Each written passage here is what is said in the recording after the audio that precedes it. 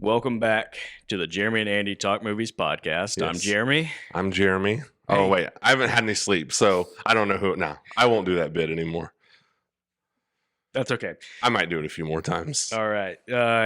So Andy, in a courageous act, was a chaperone for an all-night post-prom event last night. Something that I'm going to be honest, I refuse to do at this point in my life. Like, as soon as somebody says all-night thing, I'm out. Yeah. I don't care what it is. What if they said all-night movie watching party? You know what? I would be like, that sounds like a great thing for us to shift to an all-day activity. Let's just swap night for day. Yeah. Yeah.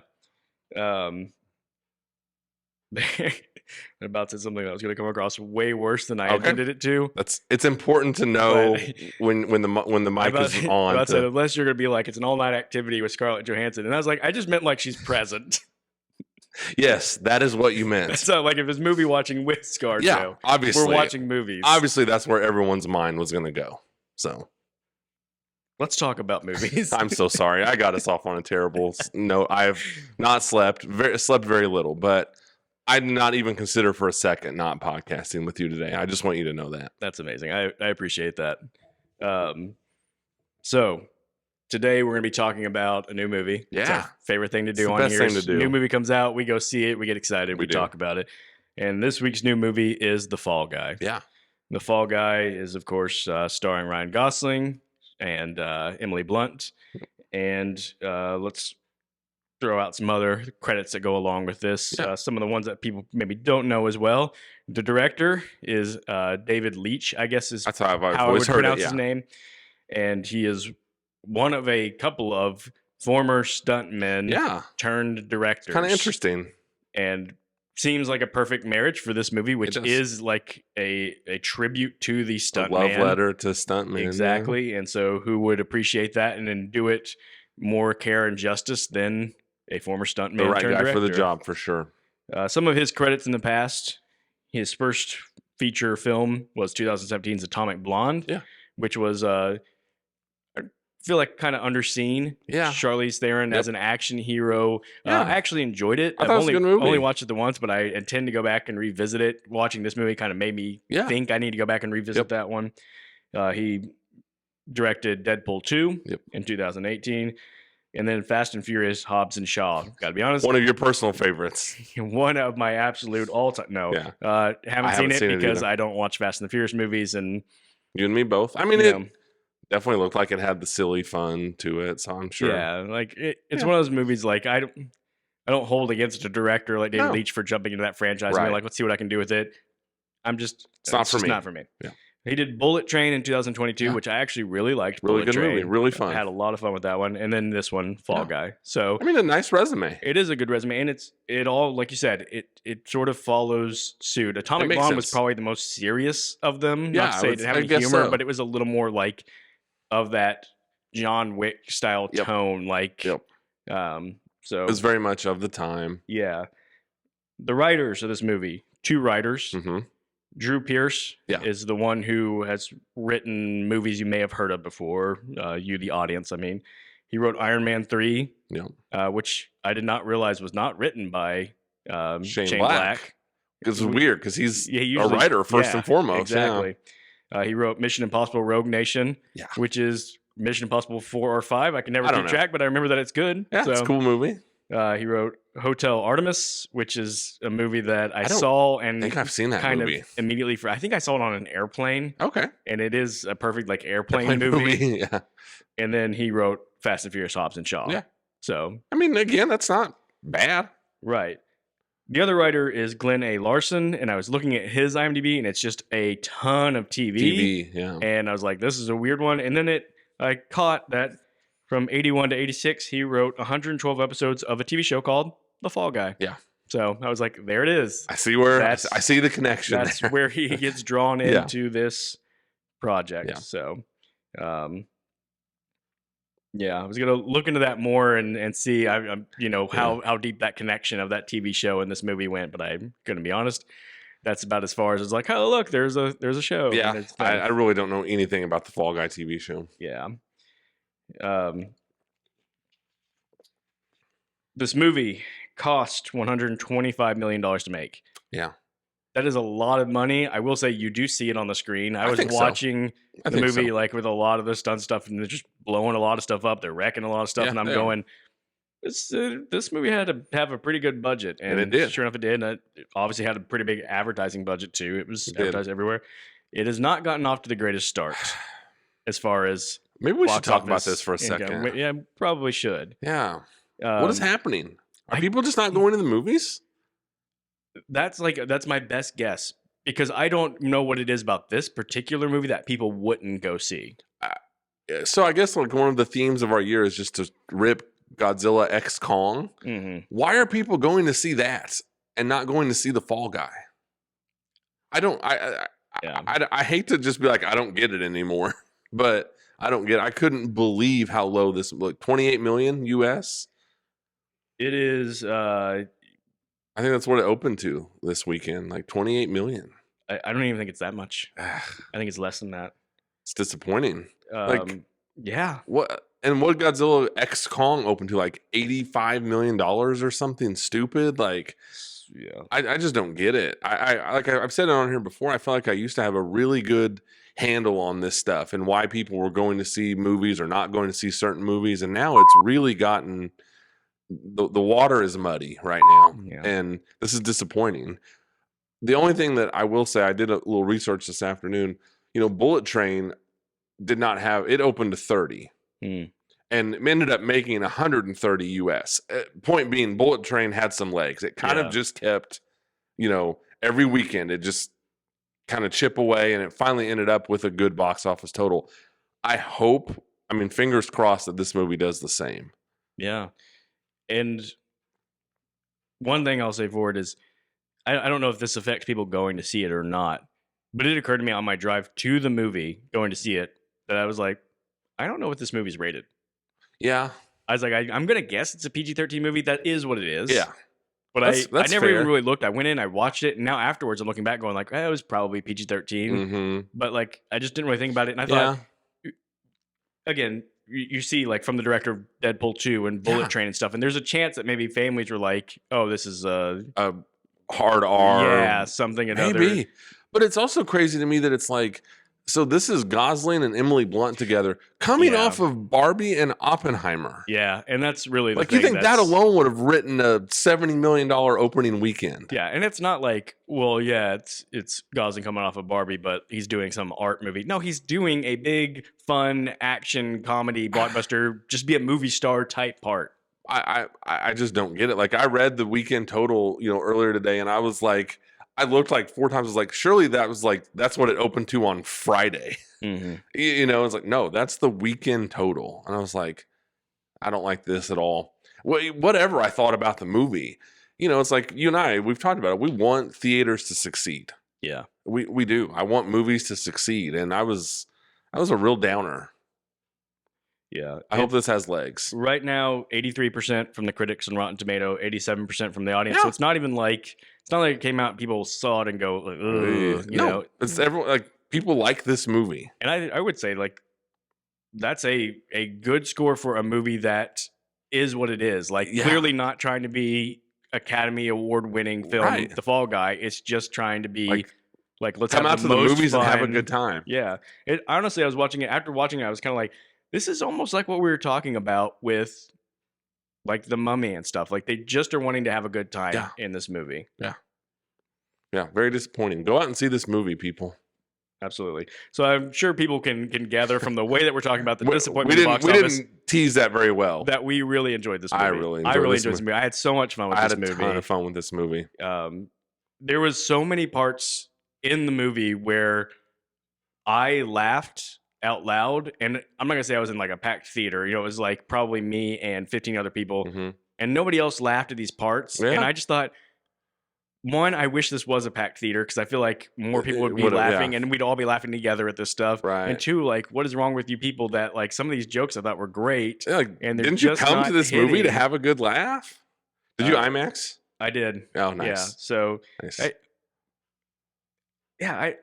So my movie watching experience actually kind of mirrors what we're talking about, like people's lack of responding to it so just far. Kind of a quiet theater. but also, yeah, just it shocked me then. It's shocking me now Mm-hmm. that that's the case. It's definitely for a movie that is by a stuntman director and action centric, and you know you're going to see a lot of stunts because of that being the whole gist of the movie. In the balance of action comedy, it's 80% comedy, Mm-hmm. I would say. I would say And that's fair. but I enjoyed it. I thought it was really Yeah. funny. Absolutely. And because of that, like, I mean, honestly, like, for if I have a criticism about it, it's for being what it is about a stuntman doing cool stunt stuff directed by a stunt guy. The action didn't really, like, it's not like I need to, man, that action sequence is so cool. It's really the humorous moments. It's Gosling in the action sequences. Exactly. Yeah, it's not groundbreaking action. Yeah. It's not, but it doesn't need to be, I guess. Yeah. Yeah. Let's talk about Gosling. Okay, I was just gonna say maybe just a thank you to Gosling because, you know, for years now, you and I have carried the torch of the handsome, charming guy, and just thank you to Gosling for taking some of that weight off of you and I. You know, we can't do that and do the greatest podcast ever in history. It gets tiring sometimes. So Gosling was like, guys, I'll take this one, and we appreciate that. There is something really funny about this being a love letter to stuntmen, and his character being the stuntman, and the character being played by Ryan Gosling being the most like cool, charming, funny Ryan Gosling possible. He's not like, let me make sure I don't look like too much of a movie star. I look more like a stuntman. He's like, no, I'm 1,000% a movie star in this movie. Yeah, the coolest, most charming, most witty, most like everything. Yeah. As the stuntman. Yeah. And I was like, of course, the people who made this movie are going like, yes, that's what stuntmen are. Oh, I know, right? the real best at everything. Yeah. But that's, I mean, I wouldn't want it otherwise. I wouldn't want Gosling to be like, well, let me play a little more like, let me have this nuanced I'm character. great at stunts, but I can't really talk, or, you know. Gosling like is just like, everybody hop on my back. Yeah. Because I'm about to carry this movie. And he plays like, this is actually a great role for him because of his strengths. His strengths, like, he plays that sort of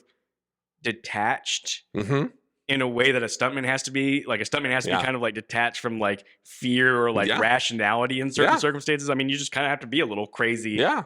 But still come across like really calm and collected and cool. Yes. And Gosling is like that perfect combination of those two things. Yeah. Yeah. So my joke aside, like, he's great in this movie. Like, he's just great. I loved every second of him up on the screen. He is all the things he's supposed to be in this movie, and he just delivers so well. Yeah. And I want to say, I think Emily Blunt was awesome in this movie. Yes. That said, I still think Gosling is the only person in this movie who I say it had to be Gosling. Like, oh, sure. Gosling's part with anybody else just doesn't work as well. Emily Blunt did great in this movie. It could have been a dozen other actresses, and they could have done been Anne Hathaway part exactly that she did. And I don't mean that to insult her. I just mean to say again, just to emphasize how perfect Gosling lines up with what you have to have. For this particular. I don't see Chalamet doing this. Right. I just don't. Like, this needed to be Gosling. Yeah. I mean, even, you know, like my favorite guy, like Brad Pitt, who did play a stuntman in Once Upon a Time in Hollywood, he got to be like just a little too cool in that movie. And that was the goal of that movie's character. In this movie, like, as cool as Gosling is, like I said, there's still just like something. There's a little detachment. There's a little distance. There like, is. Not quite as, like, Brad Pitt's just too cool and charming for what this movie needed. You need Gosling, like, when he's talking after he finds the body in the bathtub and he's like, he was so dead. Like, you need Gosling for that stuff. Yeah, like he's still just a little dorky. A little, like, he's got enough of it there that, and like, I knew that line was coming, and it still made me laugh when I saw the movie. So absolutely, yeah, just he is so good in this movie. Yeah, just one of the offhand things, you know, as we're talking about his great line delivery and parts of the movie that I laughed at that nobody in the theater laughed at was when they made the sort of meta commentary on, oh, do they give Academy Awards for stunts? And he's like, no. Yeah. They're like, oh, they should. He's like, I know, right? Like, that was great. I also laughed at that, and nobody else did. yeah, look around like, people, do you not know that's a whole big thing that it's a people talk thing. about? That I know. stunts need to be recognized. I know it. And they just aren't. They aren't. The other thing I want to say about Gosling in this role, and this is always a weird thing to say that you really are noticing about a guy in a movie, but he's really jacked. Yeah. Like I just like, there's not even a lot of scenes where he's like not. I mean, he's wearing a lot of jackets and stuff, so you wouldn't even notice. But then, like the one scene where he's recovering from his injury, his hair's long and he's like shirtless, and it is like, okay, like you're looking like Chris Hemsworth's Thor. I know. In this part. It's not fair. Some guys just... It's ridiculous. Yeah. It's just ridiculous. No, I mean, like, yeah, you watch this movie, it's like, I don't even know how to say this without sounding weird, be like, what a handsome dude. He's very handsome. And like, it's enjoyable to see him up on the big screen. Even his hair. You're looking at his hair and be like, he's kind of got like the frosted tips going on. So you're he like, should look he should look like such a tool. If I went to a barber and said, I need you to give me the Ryan Gosling and the Fall Guy, wherever I would show up next, people would be like, what are you doing? If you and I tried to pod with those frosted tips and like I fixed my hair, but I didn't fix my hair, and it's like we would just look so ridiculous. And then you're like, Gosling, how do you do that? Like, how do you look so good up on the screen? Yeah. I want to go back to Emily Blunt because I feel like all I said sounded negative, even though I was trying to emphasize really good at this. I do want to emphasize how good she is in this. She's really charming. She does a great job of being lovable, like you need her to be. Yeah. And understand why Ryan Gosling's character is like infatuated with absolutely. her. She really doesn't get a lot of scenes to shine, but I love the scene where he first is on set and they do the back and forth. She's giving him direction. They're like, great let me in set that the scene. stage. Great chemistry, and when he's talking to her as the elevator's going up for the stunt. Yeah, like you're only hearing her voice and some of that, and you're still like she's great. And that's what I think I want to emphasize. Why I think she could be played, or that character could be played by a dozen other actresses, because the part is there's nothing special in the writing, but it shows what a pro she is, that she can show up for a character that's like.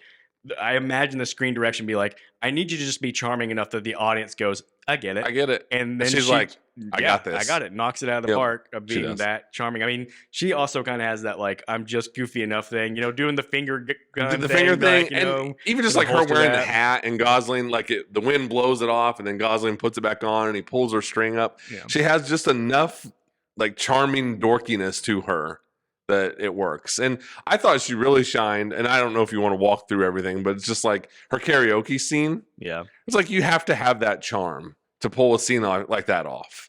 And just the sight gag of her being sad and singing the song, and then he goes by like that was another one I laughed out loud and nobody else in my theater laughed. That did get a laugh in my theater. I'm glad. But my theater though, I can't name you want to look around and be like, people. I can't name a moment where everybody laughed along though. And so I don't know. Come on, maybe it's people. just a really quiet audience. Maybe they were chuckling inwardly. Maybe they were trying to be respectful. I feel like I'm usually a very quiet movie viewer. Like even when I laugh, it's sort of like to myself.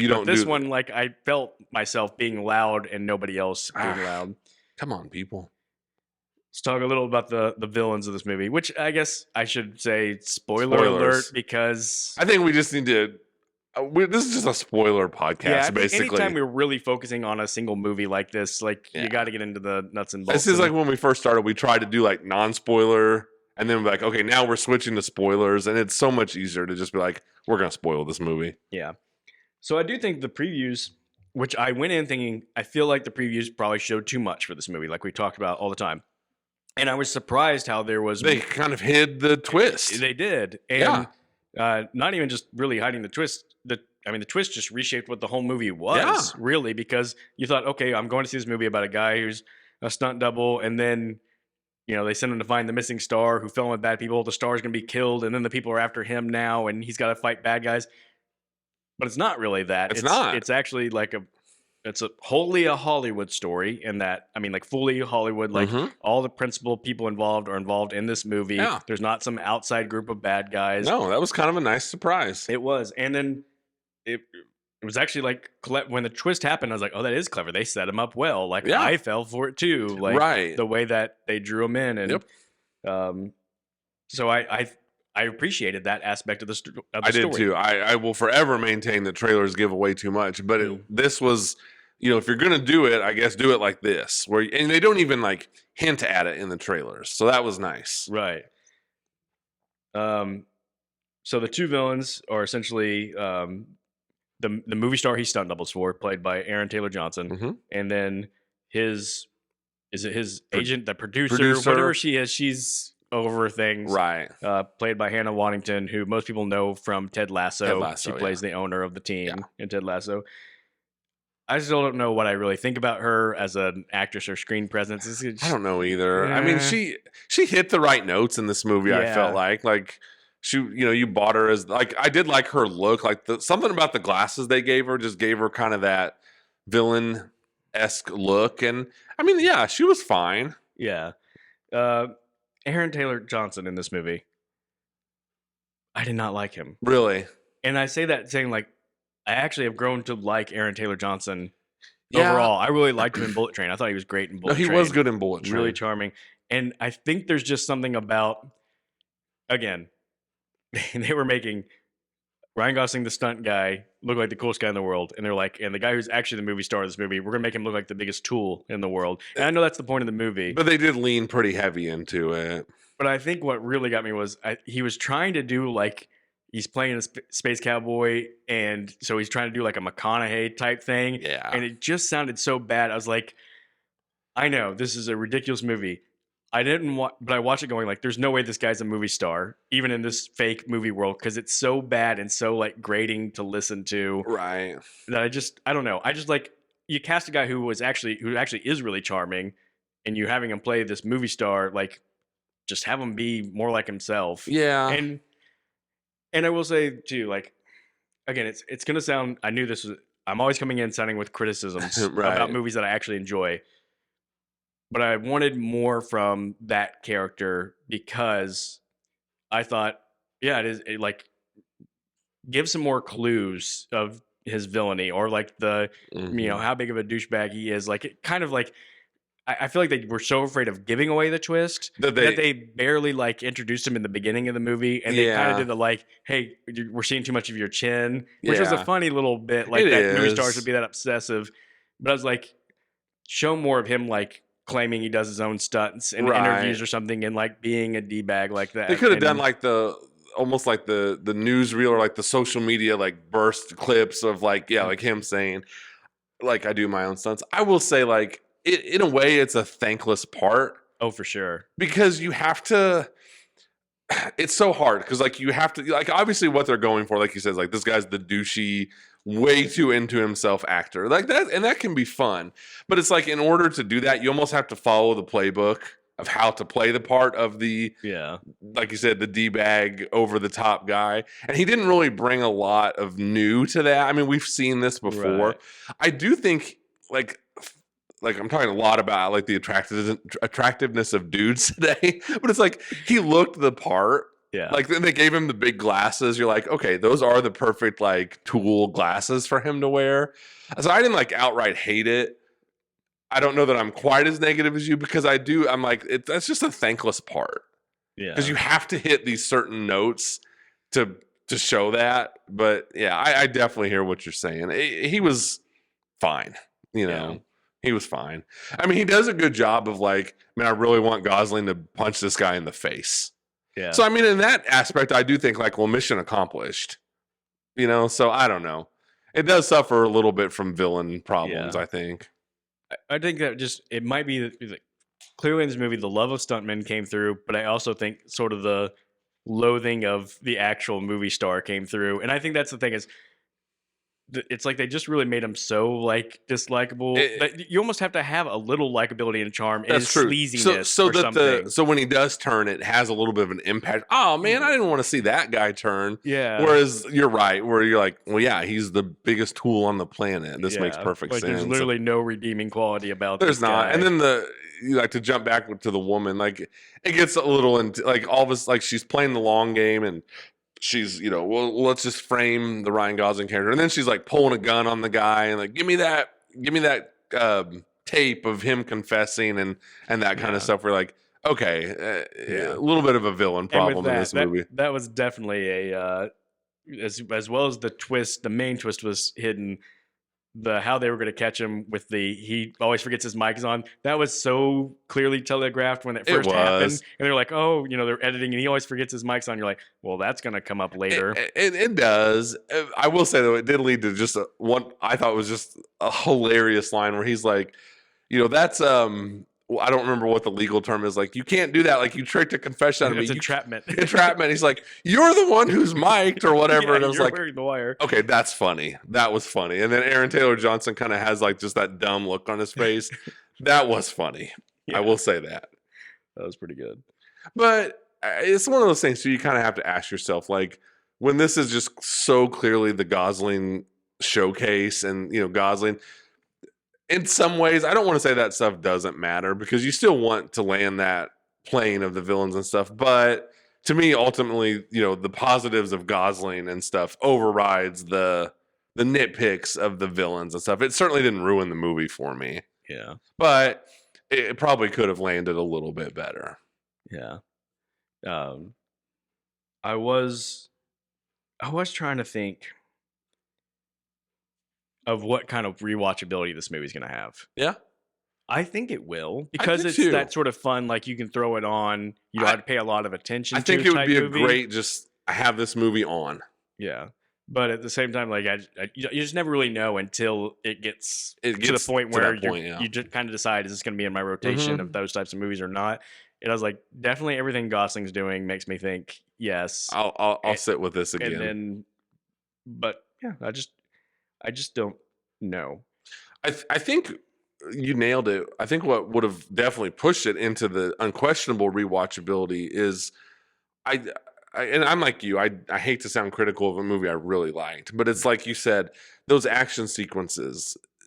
It's all Gosling and his reactions or his little one-liners, or like the big action sequence where he's like on the metal thing going through the streets, and they use like the dog for a lot of laughs, where it's like, and that was all funny. I thought I liked all that. Jean-Claude, all that was good, but I wasn't sitting there going like, this is elite action.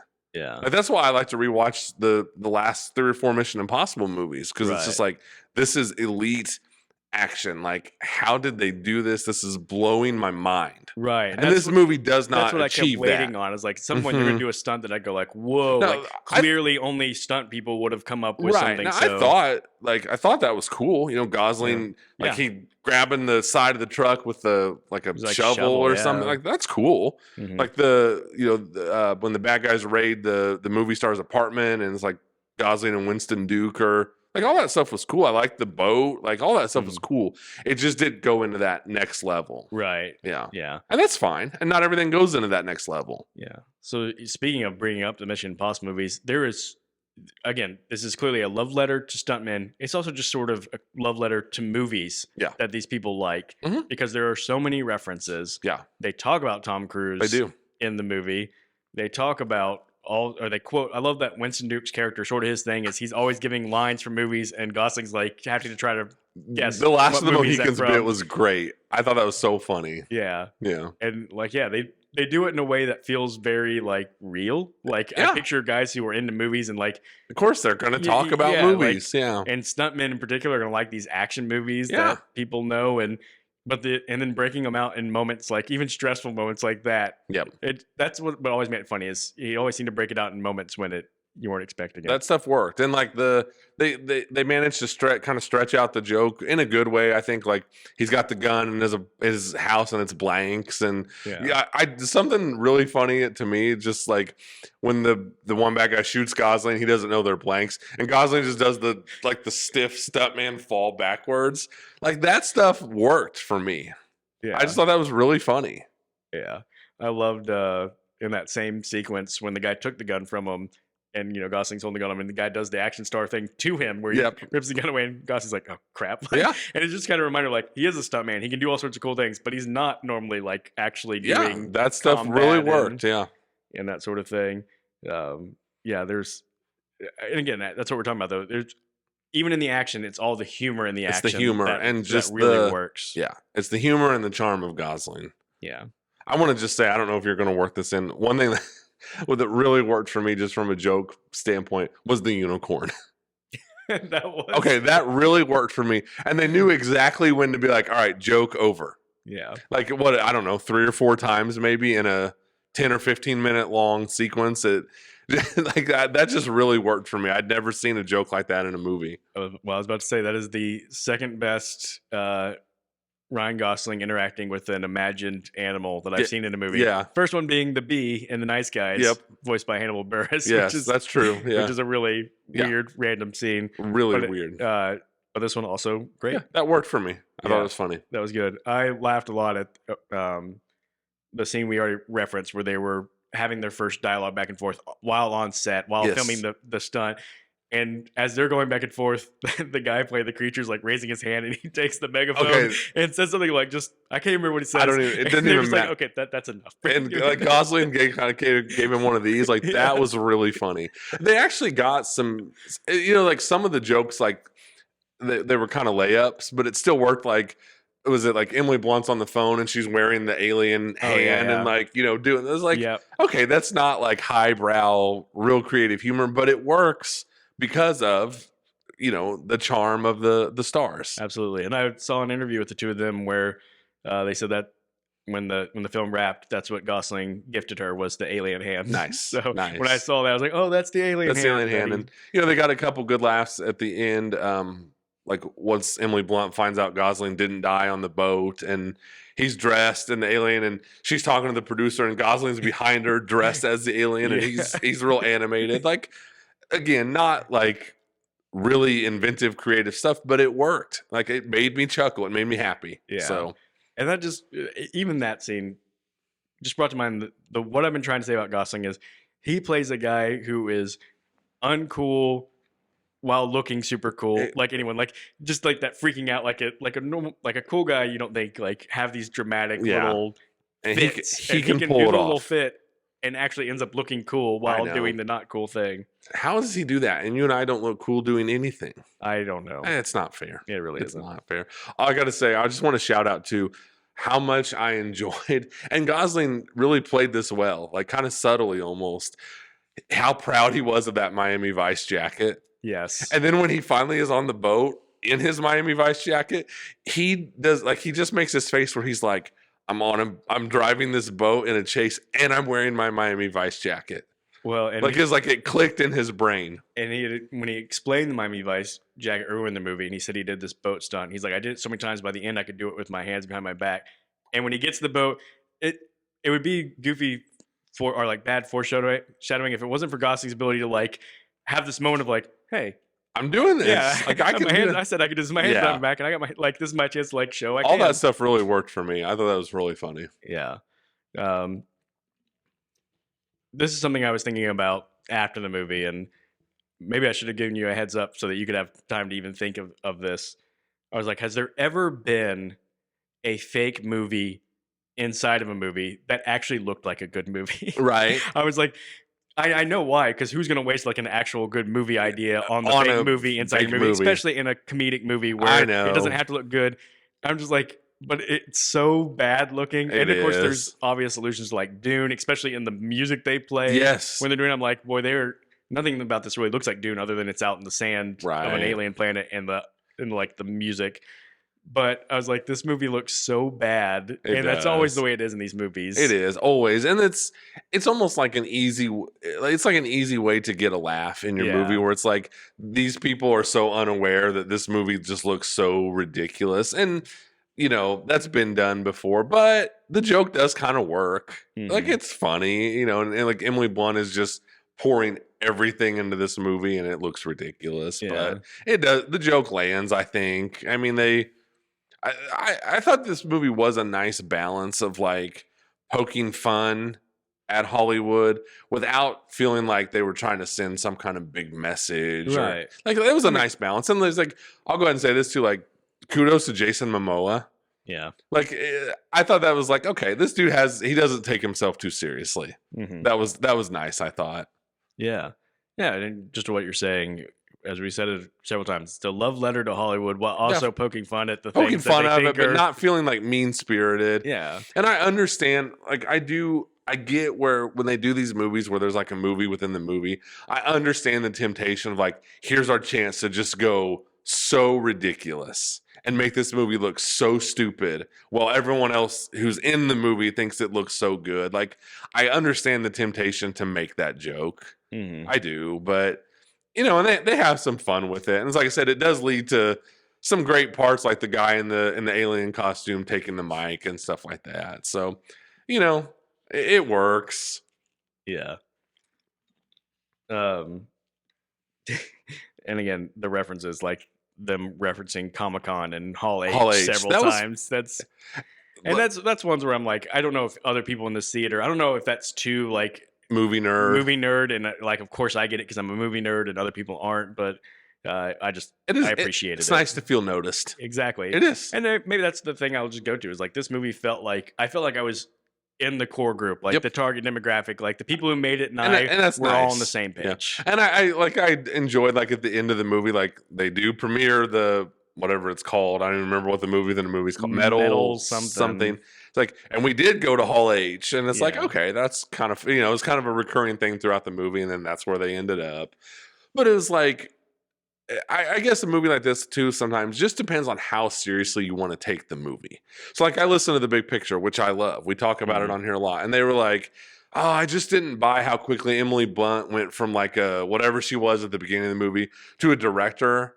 And I'm like, guys, I think maybe you're thinking too much about this. Yeah. Like we didn't buy that journey from, what was she at the beginning? Like she was one of the like camera operators, I think so. Like we didn't buy her, you know, as camera operator to lead director of this big movie. I'm like, does it matter?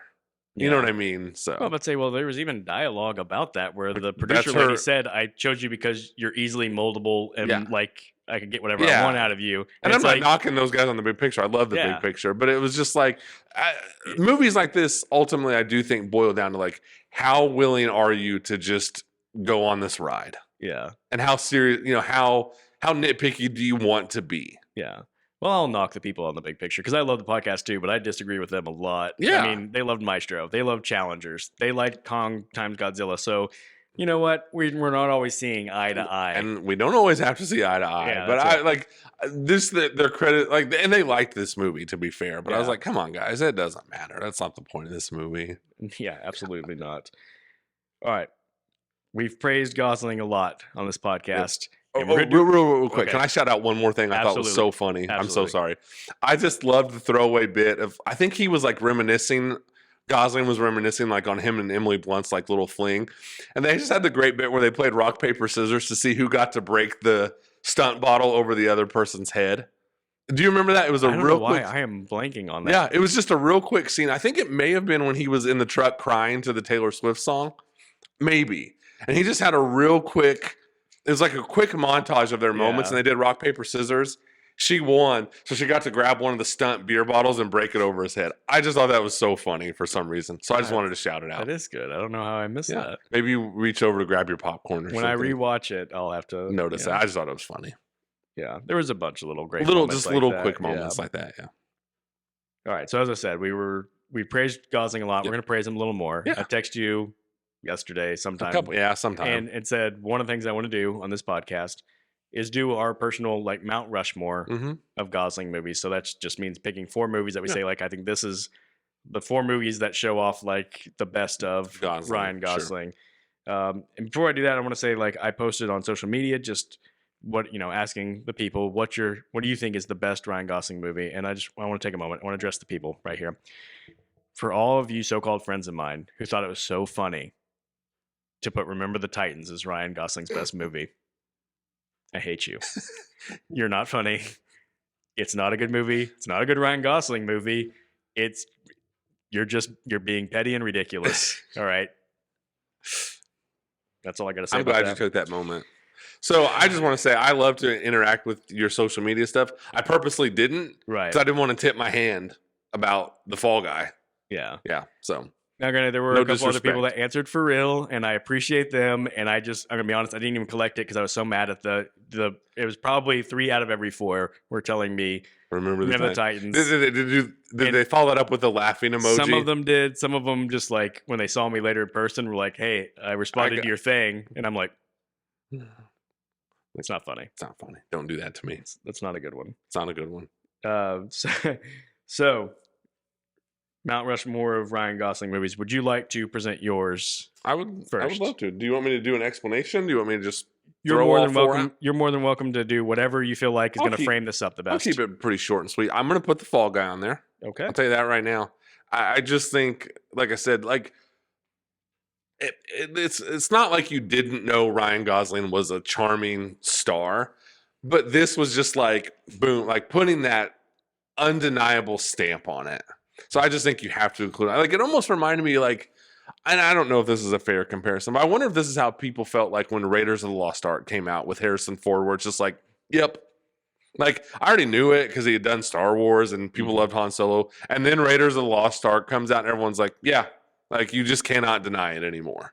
So I got to throw Fall Guy on there just for how much he just, like I said, just strapped this movie on his back and was like, just give me an hour or 2 hours. Give me 2 hours to just be the ultimate movie star. So I'm going to put that on there. I'm going to put Blade Runner 2049 on there. Okay. I don't even know if I would say like what an unbelievable Ryan Gosling performance, but I think more just like the willingness of Gosling to be in this movie when he could have just, and I'm going to talk about it here in a second. Like, he emerges with what he emerges with, and he could have just coasted on the most generic rom-coms or whatever. And I wanted to showcase a movie where he was like, no, I want to, like, I'm a good actor and I want to be in good movies. And I just think Blade Runner 2049 is a good example of that. I'm going to put The Big Short on there because I just think that's a really good movie. And it's, again, I guess it kind of falls in the same category as Blade Runner, where it's just Gosling's like, you know what, I'm a good actor and I can be in these movies. And I'm going to put The Notebook on there. Okay. Because I don't dislike The Notebook. I don't have, of course, the attachment to The Notebook that a lot of people do, a lot of females do. But I do love the thing where just like, oh, here's our next star. And I definitely remember that. Like The Notebook comes out. I don't think it's a bad movie. But you're just like, okay, this guy obviously is going to be a huge star. Yeah. And then he was. I have to confess, I've actually never seen The Notebook. Really? So it's definitely a rom-com. It definitely has not a rom-com, just a rom drama. I shouldn't say rom-com. I'm sorry, that's the wrong word.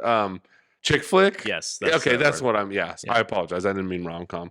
The ending, you're kind of like, oh, okay, but it's just Gosling being like, here I am. Get used to it because I'm going to be around for a long time. And the thing I remember hearing about that movie is that they cast Gosling in that movie because they thought he doesn't look like a traditional movie star, handsome guy. He looks more like a normal guy, not obviously still kind of handsome and has a charm, but like he just looks more like your normal everyday life, handsome and charming. Sure. And then it comes out and and it's like everyone responds to him like he's a big movie star, and they're like, "Oh, like that the irony that we thought he wasn't, and there he is." There he is, and I just think like that's just such a part of his career. It deserves to be up on the Mount Rushmore. So those are my 4. Okay, we're gonna have some overlap, which I figured we would. Yeah. I also just want to say this: before I even made my own Mount Rushmore, I mean, I texted you this and said I want to do this, and then I started looking into it, and one of my concerns was like, as I thought about it, I was like, am I going to look into this and realize like it's not as impressive obvious, as I thought? Like, well, he's got 4 good movies, and so that's going to be the 4. But as I started making the list, it's like, no, he's got this is actually harder to do. He's got a good resume. Than I thought. So, and it's always a tough balance with something like this when you say do somebody's Mount Rushmore of, as you're trying to balance what are the best movies that they're in and what are their best performances. And so I did a little of both. I will say, I'm not going to put The Fall Guy in as of now, even though as I was watching it, I was going, I might have to put the Fall Guy into this Yeah. because I think it is like it's everything that's great about Gosling It is. in a movie. And over time, I can imagine it creeping in. But just because I already made my list and I don't know what to take off, Fair enough. I'm not gonna put it on yet. So I did have Blade Runner 2049 as well. Yeah. I think you're absolutely right. Like it's hard to say like it's a great performance because it's so muted. It's such a like still, quiet, don't do too much performance. Right. But I guess I have to say like there's somehow he still does impressive things in it because Oh yeah. because we've talked about like there's not doing anything in a performance like Napoleon, Yeah. Joaquin Phoenix, and then there's doing the very little that is required because it's what is required, like it being still and quiet and like letting what's happening around you do all of the storytelling. Like how I felt about Kirsten Dunst in Civil War. Yeah. Yeah. So I feel like you're just gonna keep throwing that in my face. I'm just gonna. I just a good performance. I'm just saying. It's fine. It was good. It was good. I didn't walk out going like that proves that she is a great actress. I know. I'm just messing around. I also had The Big Short, which I think is a great movie. And it is a great movie. It's probably the least he's in any of the movies on my list. Yeah, I guess that's true. I mean, honestly, that's a movie where I think like, who is the main actor in that movie? Right. And I'm like, I don't know even who has the most screen time. Very probably much an ensemble. Steve Carell, probably. But I don't even look at him in that movie and go like, well, it's a Steve Carell movie. It is No. ensemble, like you said. It is. And he pops in and out, but he's just so great. He's great. It's leaning the most into his like when I'm really smarmy and like unlikable, but full of myself. And that's great. And then I have Crazy Stupid Love. Yeah. Which is kind of, it's the rom-com. Like you said, he could have done cheesy rom-coms, but he's just so good. He is. And like, again, leaning into like really cocky, but funny. Yep. It's got some of the best memes. It like does. his like reaction meme. Oh, yeah. It was very Steve close Carell. to being on my list. It's really good. And then The Nice Guys. Yeah. Which I I know you like that movie. That movie, I think that's the funniest that he's been in a movie. So yeah, ones that I really considered and didn't go with. Drive, which is another really quiet performance from him. That's the thing about him is like he really does have. He's got range. He's got these really polar opposite modes. He's got the like I'm the big talking, big personality, guy like I said, big personality.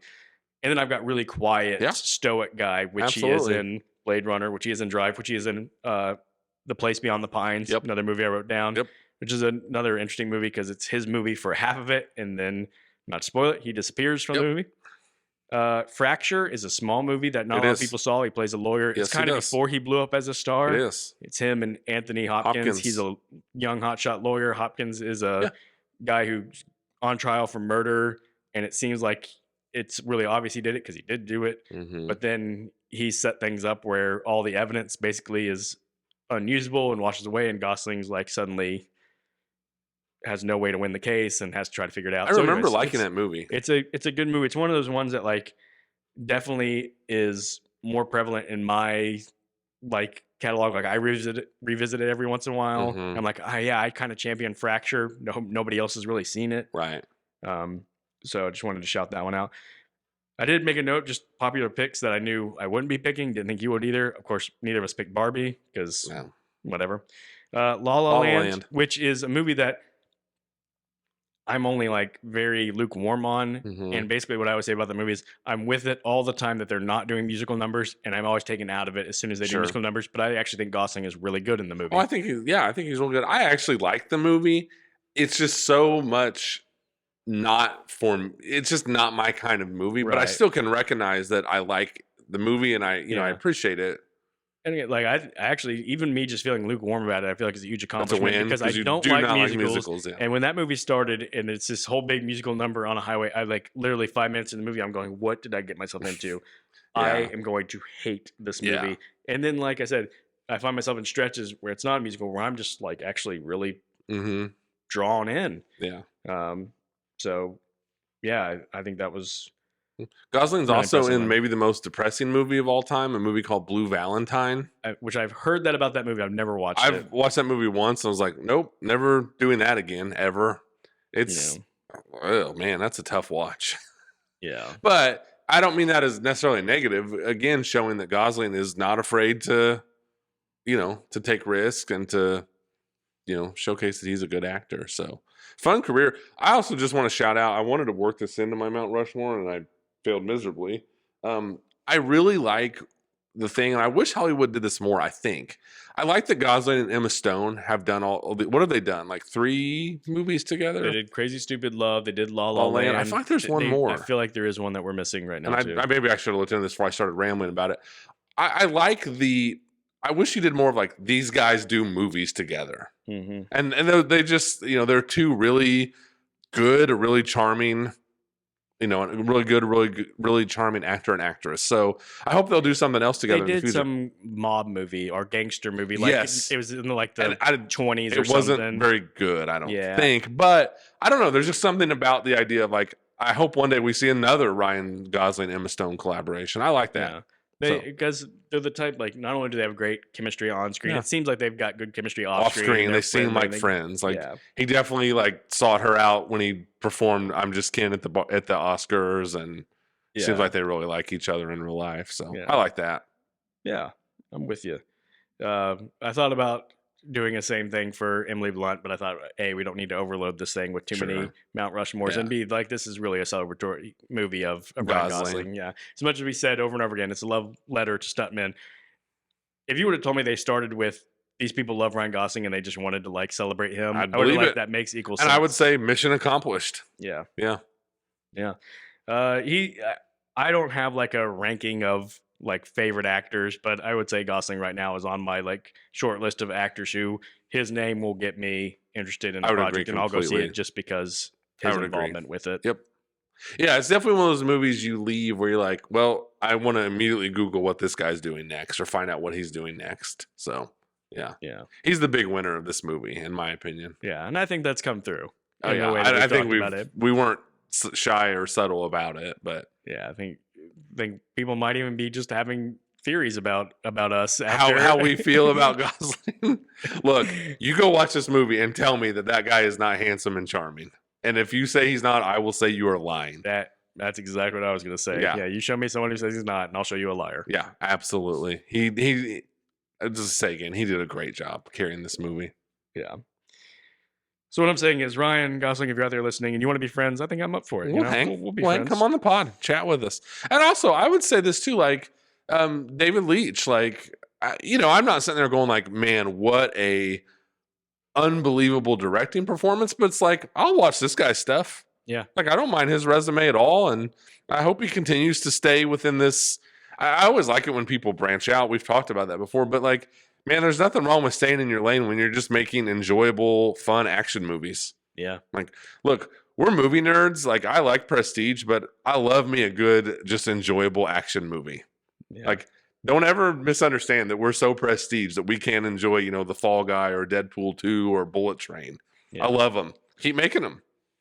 I'm all for it. I'm here for it. Do you think that there is room or a possibility for a Fall Guy 2?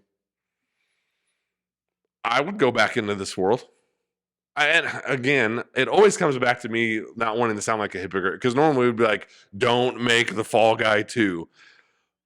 I don't know. Like, give me some more of Gosling. These Gosling, Emily Blunt characters. Like, send them on another adventure. Yeah. I'll watch it.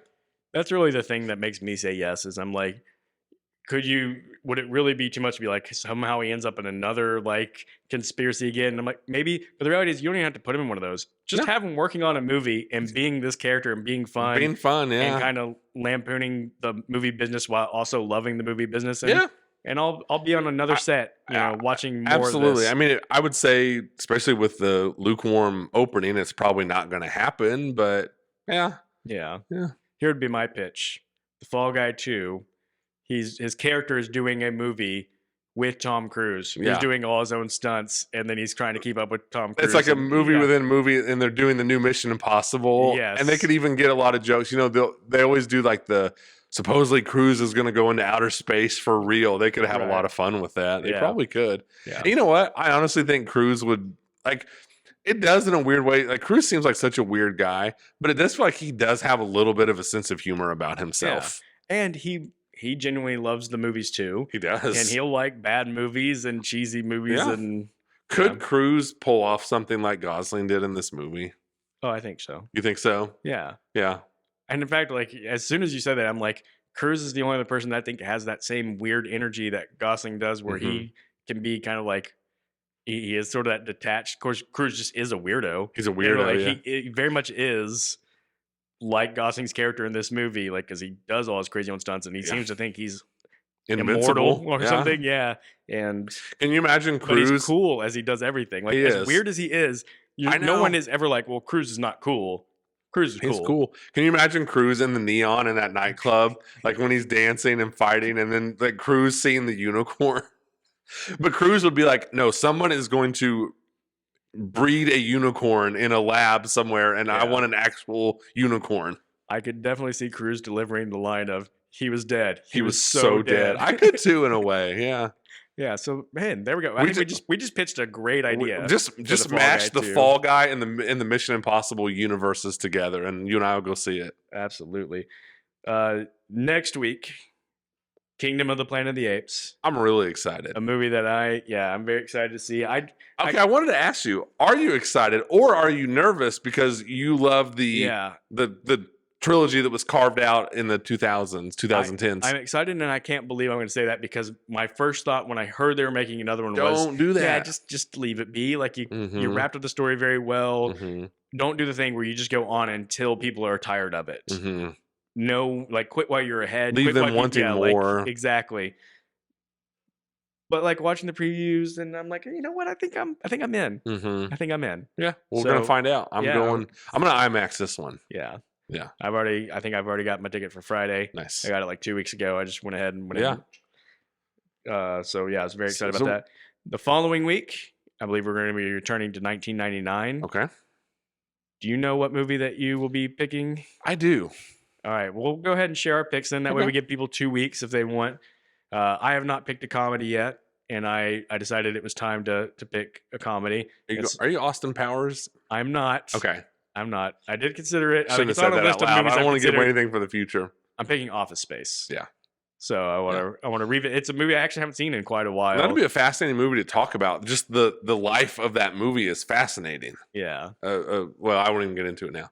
So I'm gonna go. Please don't hate me. I know you don't like suspense, scary. I think what it's important to do is look at movies that really represented 1999, and The Sixth Sense.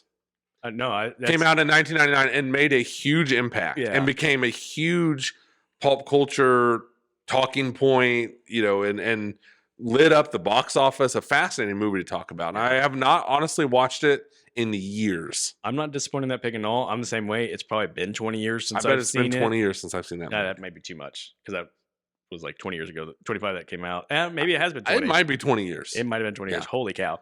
And we haven't got to, we love Die Hard. We've talked about that. So I think it'd be nice to have a Bruce Willis conversation. Yeah. So, yeah. No, I mean, it's on my list of movies that I definitely would have picked at some point in the year if you hadn't picked. Man, yeah. We'll get into it. I don't want to give away, but that movie made so much money.